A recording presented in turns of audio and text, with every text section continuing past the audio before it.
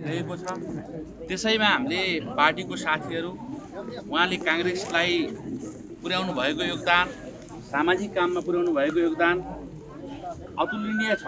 त्यसको विषयमा वर्णन गरेर साध्य छैन र ती उसमा चाहिँ हाम्रा श्रद्धाञ्जली अर्पण गर्नका लागि यहाँ नेपाली कांग्रेसका केन्द्रीय सदस्य, निवर्तमान मुख्यमन्त्री माननीय बहादुर सिंह लामा हाम्रो यहाँ उपस्थित हुनुभएको छ।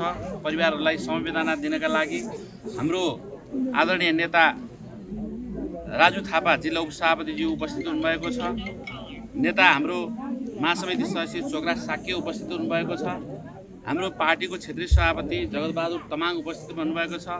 गाउँपालिकाको अध्यक्ष शिव अधिकारीज्यू उपस्थित हुनुभएको छ र यही आशा तमाङ मेङाङ गाउँपालिकाको अध्यक्ष आशा तमाङ उपस्थित हुनुभएको छ।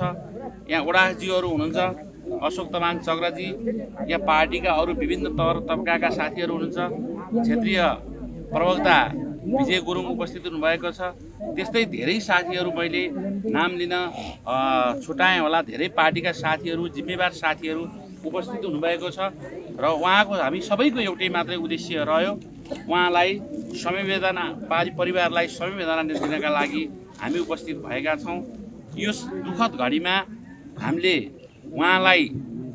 उहाँले गरेको काम, उहाँले गरेको योगदानलाई सम्झेर र उहाँको आत्मालाई सम्झेर हामीले उहाँको 1 मिनट 2 मिनट हामीले चाहिँ मन धारण गरिदिनु हुन सबै साथीहरूलाई चाहिँ अनुरोध गर्दछु।